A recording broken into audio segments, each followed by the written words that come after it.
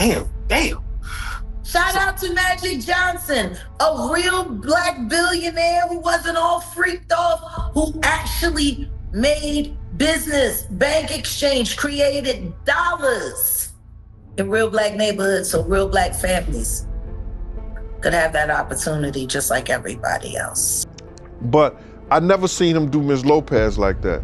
And when J-Lo was around, I used to always just call her Miss Lopez. He would do the flirtation and like have a lot of girls around and then try to play her like that, but you know, she would check that.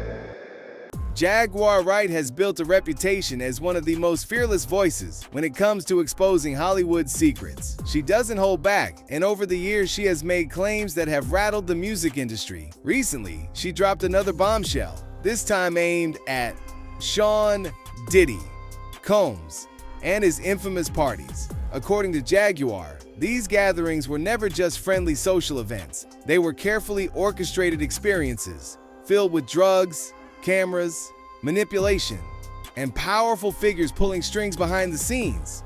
But what makes her revelations even more shocking is the claim that some celebrities walked away from these parties, not just with bruised reputations, but with damaged health. She says that many female stars were compromised, caught up in a dangerous environment that exposed them to lasting consequences. According to Jaguar Wright, Diddy's parties were not random nights of fun. They were organized with precision. From the lighting to the music to the linens on the furniture, everything was chosen to create an atmosphere where boundaries could be pushed. Guests were reportedly supplied with drugs and alcohol in endless supply. Wright even claimed that IV fluids were provided afterward, almost like the aftermath of a battlefield, to help guests recover from nights that were too much for the body to handle. Uptown Records started with 5 people. Andre Harrell, I'll Be Sure, Heavy D, and Puffy. And Kim was the longest working employee because she was there from the very beginning. She was Andre's personal assistant. Kim is dead. Heavy D is dead. Andre Harrell is dead. The only 2 left are Puffy and Al almost died. Isn't that interesting? That is interesting. Heavy D was found dead, face down in the heart attack. Andre Harrell, heart attack. Kim died from pneumonia, but there's the first coroner's report that said that she died. It was ruled a homicide, and they found toxins in her body to prove that she had been poisoned. You know, they have poisons that create heart attack and pneumonia-like symptoms. And then right after that, Al had a meeting, and I was gonna meet up with him because we were in Vegas, and then the next thing you know, you wanna know what they all had in common though? The survivors and the late of Uptown Records, they were all writing tell-all books. Andre was writing a book right before he died. Heavy D was working on a book before he died. Kim Porter was working on a book before she died. And I'll Be Sure was working on the documentary of his life. And then he goes into a coma. Has Puffy ever been in a coma? Has anything happened to him? He must be the luckiest because it seems like everybody that worked at Uptown Records from the very beginning is gone. Just him. I guess Al disappointed. But she says this wasn't just about excess. It was about control. Celebrities who entered those spaces were allegedly caught in a trap. Once they participated, even if under pressure, their actions were recorded. This meant Diddy, according to Wright, had leverage over them.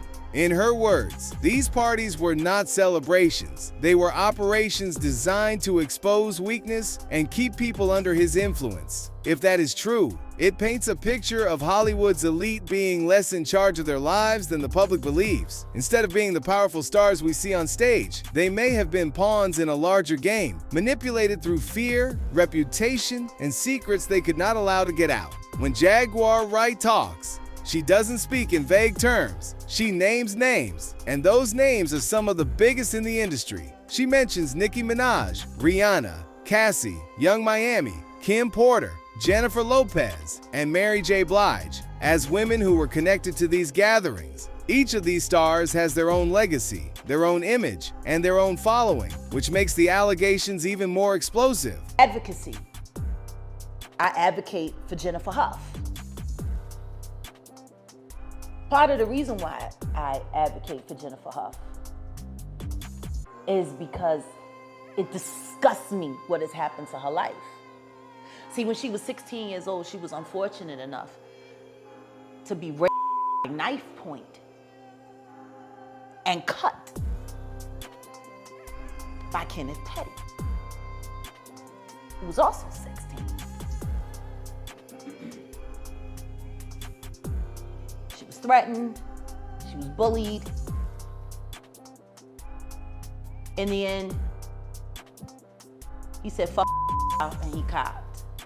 He copped a plea, attempted, but it landed him on the registry list. By the way, he is a level 3 offender. For those of you who don't understand how it works, this is how it goes. Teaching with Jaguar. First tier, level 1, you want for 10 years. Level 2, they gave you 20 years on the registry. Level 3, you're on it for life.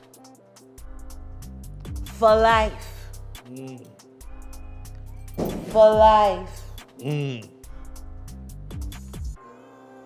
That's her husband. A whole 8 monster, sadist, deviant, who likes to whittle on his women, them.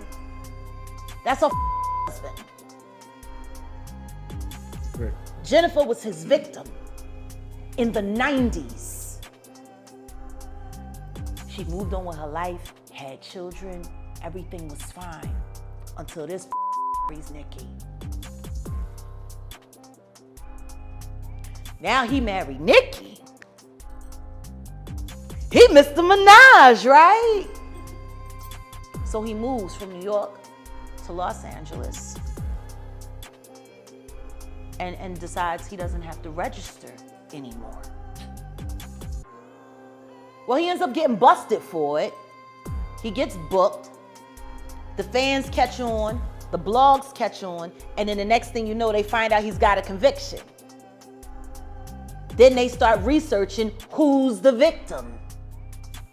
And now Jennifer Huff's name is drug into the all over again. The Pettys decide to engage her, offer to pay her to recant her story so he can get off the registry. Imagine the balls. Listen to me, I know you got cut, baby, but this is what I need you to do for me. Forget you know, long ago, look, I'm about to get you this cash. I'll give you yay stacks, yay racks. All you gotta do is just go back to New York State and tell them that you lied and recant your story and everything, and I'm gonna hook you up on the back end. You gonna be great. Capacity. This woman made it through this. Moved on with her life, and then the next thing she know, her name is all over the blogs. She didn't even know. Somebody approached her daughter. Then her family started getting threatened again by their quote unquote alleged gang ties and friends. She was literally minding her and got sideswiped by fame. How unlucky for her Very. that her assailant married someone famous and now drug her all back into. On the male side, she points to figures like Jay-Z, DJ Khaled, Rick Ross, Usher, and Stevie J. These are not small names. They are titans of music, people with careers that span decades and influence that goes global. To say they were present at parties with such dangerous reputations is enough to ignite endless gossip across blogs, YouTube, and social media. What makes this even more complex is that being present does not mean they participated in anything wrong, but in the public's eye. Once a celebrity is linked to these kinds of environments, the lines blur. People begin to wonder, did they take part? Did they know what was happening? Did they look the other way? That doubt is enough to stain reputations permanently. Jaguar Wright's boldest statement is that some people left these parties compromised. She says viruses were being spread in the shadows of Hollywood, and some celebrities may not have even known they had been exposed. Her claim is that certain male stars are undetectable carriers of serious diseases and are spreading them throughout the industry. What did you know that was going on in the world of Diddy, Puff Daddy, P. Diddy, that the world didn't know? What did you know back then, 3-4 years ago? Gonna come forward. So how'd you know? What'd you know about what Cat? Because I wish to hear I could explain. Yeah, But if I explain how I knew Cassie was gonna come forward, that could hurt some people. Which is why the last time I sat on this blue couch, I said what I said. Congratulations, young Miami. Run as fast as Cassie did. You did say that. That was a bar. you said that shit. Did you see something being around Cassie? Did you see anything being around? I don't spend time around Cassie, and I haven't seen Cassie in person since she was with Ryan Leslie. Was there something in her eyes that you saw? The way, like now I'm gonna put it to you this way: there are mutual acquaintances between her and I, and that's as far as I can go. Okay. When you, I don't talk to her, but I speak to her. Did you get a chance to see her indictment? What she claimed happened? Oh no, I reviewed all the files, and everything that she said is everything that I said with Storm Monroe 3.5 years ago. Exactly what I said it was. Were you surprised about anything that came in? No. Wow. So nobody else should have been either. Young Jock. You Diddy doo-wop bop.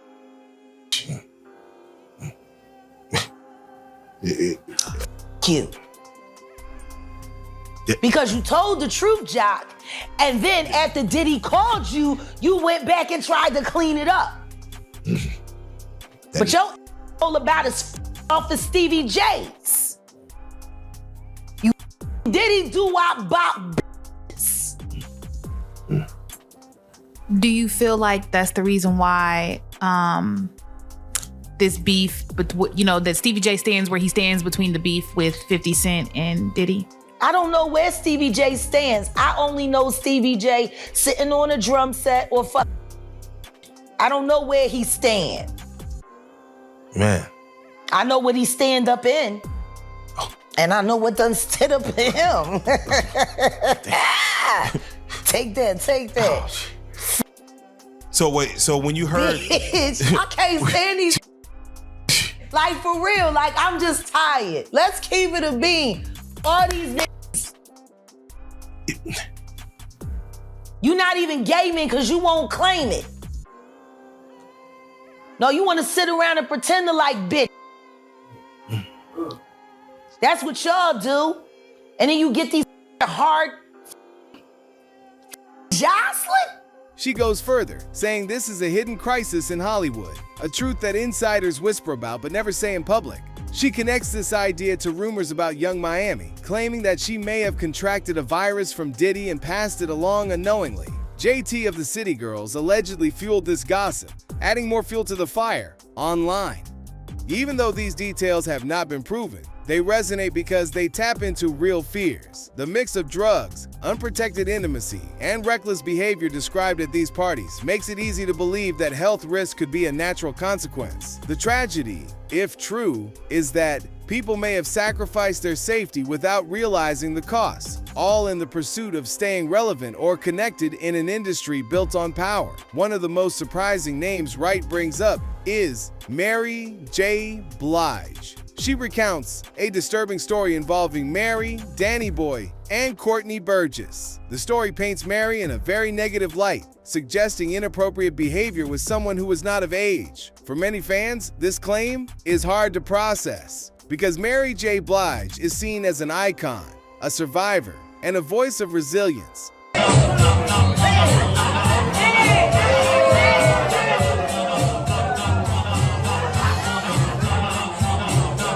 So guys, we're gonna talk about Mary J. Blige. You know, she had came out of her interview yesterday and said that when she used to attend the freak parties, she said that it was her rite of passage. See, when they leaked Mary J. Blige's video and she was getting that thing put on her, she said that it was a rite of passage. See, but at least she admits to it. She said, you know, I was young and wild back in my younger days. But see, a lot of y'all youngsters, y'all not old enough to remember that. See, I'm born and raised in Las Vegas. When she used to mess with KC from Jodeci, I remember she was so high one time at the concert, she was like, hello, Los Angeles, but she was in Las Vegas. But this is during the time, man, when Diddy groomed her. You know, Diddy actually wrote her first album, whether you know that or not, but she was definitely one of the participants for that party, and she definitely may come up on that witness list. So do your research, man, and keep messing with your boy Coach One Stack. Mary J. Blige loved to get the freak down at the freak parties. But Jaguar's words challenge that image. She suggests that even the most celebrated names are not free from controversy when connected to Diddy's world. This allegation has reopened old conversations about accountability in the music industry. Who is protected and why? How much gets covered up because someone is too beloved or too powerful to be confronted? Even though this specific story has not been confirmed, its very mention pulls Mary into a web of rumors that she may never fully escape. In Hollywood, even whispers can shape a person's image, regardless of truth. Jaguar Wright's comments are not happening in a vacuum. Over the past year, Sean Combs has faced a series of lawsuits that echo the kind of environment Wright describes. Cassie's lawsuit was one of the most detailed, claiming years of abuse and control, including being forced into encounters with male escorts under Diddy's direction. Another woman, April Lampros, alleged she too was manipulated in during and after parties tied to him. These lawsuits mention threats, coercion, and manipulation, all themes that line up with Wright's portrayal of the parties. On top of that, federal indictments have accused Diddy of using force, intimidation, and even arson and bribery to protect his empire. When you combine these legal records with Wright's stories, it is easier to see why her words gain traction, even without hard proof. This entire criminal process started when our client, Cassie Ventura, had the courage to file her civil complaint in November 2023. And Kira, we should say that's true. The criminal investigation is largely based on the statements in Cassie Ventura's lawsuit and intensified, of course, once video from the 2016 hotel security camera became public. The statement from Doug Wigder, her attorney, goes on to say, although the jury did not find Combs guilty of and Cassie beyond a reasonable doubt, she paved the way for a jury to find him guilty of transportation to engage in prostitution. By coming forward with her experience, Cassie's attorney Doug Wigdor goes on to say, Cassie has left an indelible mark on both the entertainment industry and the fight for justice. We must repeat with no reservation that we believe and support our client, who showed exemplary courage throughout this trial. She testified for 4 days, often quite emotionally so, giving graphic, explicit detail of what she said she was made to do. And Sean Combs did not deny the facts of the freak-offs. Everything that happened in those hotel rooms did not get challenged by the defense. The defense simply saw it differently, as something that went on in a personal, consensual relationship, not trafficking. And that's how the outcome is reflected now, Kira. Bernardo, I want to go on to read another part of that statement on behalf of Cassie Ventura's attorney, saying she displayed unquestionable strength and brought attention to the realities of powerful men in our orbit and the misconduct that has persisted for decades without repercussion. This case proved that change is long overdue, and we will continue to fight on behalf of survivors. Two things that stood out to me: powerful men in our orbit and the misconduct that persists, and change that is long overdue. Your thoughts?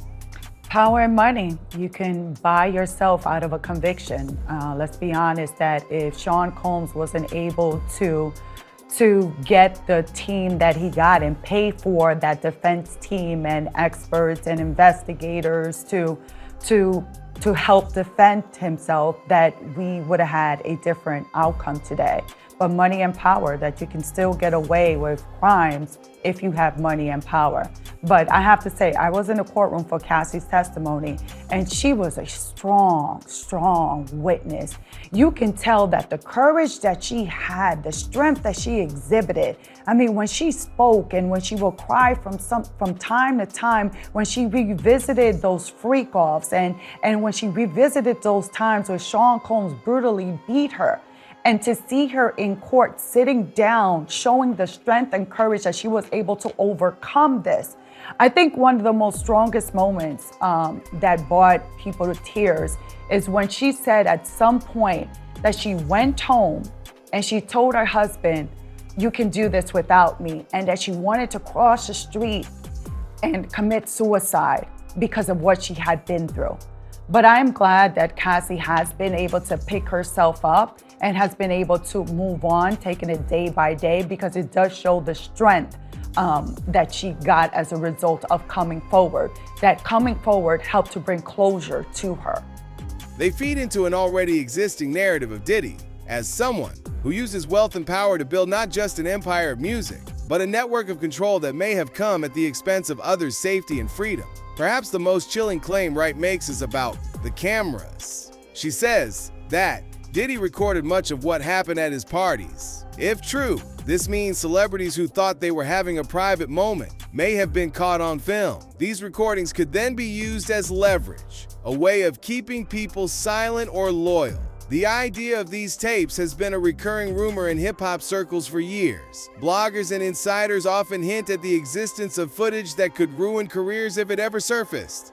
Wright takes it a step further by claiming this was intentional, that Diddy set up these recordings as part of his larger system of control. Damn. Shout out to Magic Johnson, a real black billionaire who wasn't all freaked off, who actually made business, bank exchange, created dollars in real black neighborhoods so real black families could have that opportunity just like everybody else. I mean, he actually caught HIV, like having like a lot of women. Oh yeah, let's just go down the rabbit hole of all of his sins. I'm just saying. You want to know what's wild about that though? He faced that head up. He did. And he didn't stop doing what he's done. He an advocate. Now he did do that. And period. Listen to me. He faced that head up. How many dudes is running around undetectable, G? Come on. In the game. Man. Because I could tell you 20 right now that I could rattle off names, and wouldn't nobody be able to sue me. Wait, please name them, because we need to know. Wait a minute. Those are things that I'll be discussing on the Jaguar Wright show from here on out. Shout out Jaguar Wright show. But yeah, no, we need those names, because god dang. We can't have them out here just spreading the devil juice. The hate that ninja. So Jack, let me ask you. A lot of dangerous people out there. Come on now. When New York first uplifted the statute where you could kind of have a civil suit against your whoever might have caused your assailant. What do you feel the agenda of that was? Because we already seen Bill Cosby go through it, R. Kelly go through it. What do you think their agenda was to give 2 years to say anybody could not go criminal, but you could have a civil suit? To give the feds a chance to clean up as much of the mess as they can before Trump made it in. You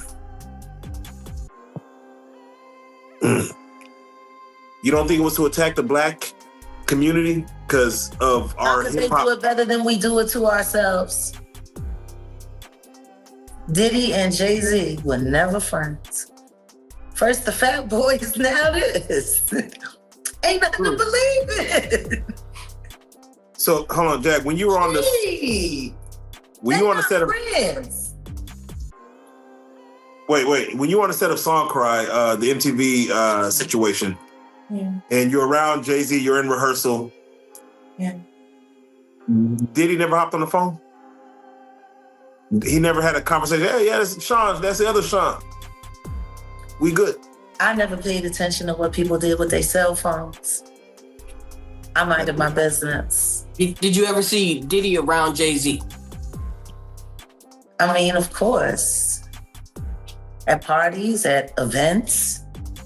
Everyone knows this. For anyone who attended, that possibility is terrifying. It means that one night of poor judgment could become a lifetime of silence, out of fear that a tape might destroy their image.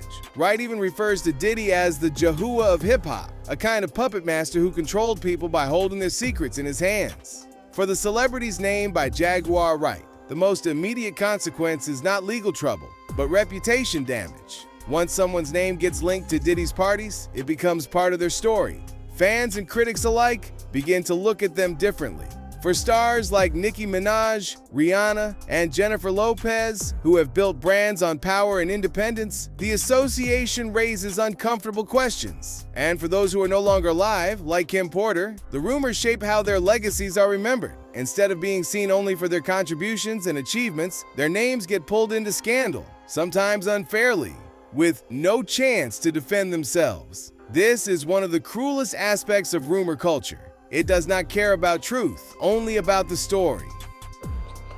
Maybe Jaguar need money, but I don't think Shawty been in the game too long to be able to speak on things that she haven't been in the game long enough to speak on. It seems she knew like everything about Diddy. No, it just sounds like she knew it. Okay. The only person I would consider knowing it is most likely Chop, but definitely Gene. Oh yeah, Gene was there. Let me ask you about Gene. What do you feel he got right when he speaks on it, and what do you feel he got wrong? Like 100% everything right. Okay, so when Gene speaks, he's speaking from yes, all facts. Yeah. You tried that one, but I gave it straight to you. Yeah, man, because we had Gene here, and he spoke and that's on my dog. Yeah, he spoke on before Puffy, during Puffy, and after Puffy. Real. And he had to say, man, I was during Puffy during this time. Okay. It killed you, didn't it? Yeah. 100%. Nah, I'm gonna go back and watch some. Sure. I'm sure some people gonna go back and watch some stuff. The one he just recently did. Check. Oh, yeah, damn, shout out Art of Dialogue for keeping Gene's stories up in the forefront. No need to. It was gonna go out the way it was gonna go out anyway, because Gene don't lie. It'd be a different ball game, yeah, if Gene was exaggerating like Jaguar Wright, but he's not. But I'm gonna show you what he said about me today on Art of Dialogue, and I got Art of Dialogue on the 28th. But he gonna always keep it real. And one thing, Gene, they asked about me today. They gonna give him a response because I don't know what he said, but I am right now. I wouldn't lie to you. I'll fly to you. Come talk to him. But I wouldn't lie to you. I'm not gonna lie to you. Come on now. So I'm saying. So that's all I'm gonna say. Hold on. You dig? Yeah. You gotta get that response. You will. Yeah. Chopper City. You can keep going if you want. No, Chopper City, Young City. I'm just talking. So, why you pulling it up? Let me just ask you why you pulling it up. What do you feel is going to be the outcome of the trial with Diddy? At first, I thought he was going to get a slap on the wrist, but $50 million proposition, that's not a slap on the wrist, brother. Yeah. That's prison. Because what I did to beat the case was money, right? So the more they drag you in jail is because you don't have money to get out of it. Facts. But if you have money to get out of it and they still keep you, you're going to prison. Ooh. What do you feel or do you think may come out during this trial that the world might be like, whoa, hold up? that he's really gay. Once the story is out, it spreads faster than any denial. Blogs pick it up, fans debate it, and before long it becomes part of the public imagination. Reputations that took decades to build can be altered forever in just a few viral posts. At the end of the day, the most important thing to remember is that Jaguar Wright has not presented hard evidence for her claims. She is sharing her perspective, her experiences, and stories she says she knows from being close to the industry. While there are lawsuits and reports that support the idea of troubling behavior around Diddy, no court has proven that diseases were spread at these parties. This is where the conversation becomes complicated. On one hand, her words reflect the suspicions that many people already hold about Hollywood. On the other, they show how fragile the line is between truth and rumor. In a world where a single accusation can go viral in minutes, the difference between proven fact and gossip often gets lost. That is why Wright's revelations are both powerful and controversial. They resonate with people who feel the industry hides dark secrets, but they also leave open the question of how much is real and how much is hearsay. Jaguar Wright's latest claims have once again put Sean Diddy Combs in the center of controversy. Her allegations about female celebrities catching diseases at his parties are shocking, but like much of what she has said before, they remain unproven. Still, the details she shares, combined with the lawsuits and the stories already circulating, keep the conversation alive and fuel endless speculation online. The bigger picture is about how rumors shape reputations, how power operates behind the scenes, and how little the public may truly know about what happens in the upper circles of fame. Whether these stories are fact or just whispers, they continue to spark debate. So, here's the question for you. How much of this is the truth, and how much is just the power of rumor? Let us know what you think in the comments below. If you like this video, hit that subscribe button so that you never miss out on any new videos. And until then, fam, keep it real.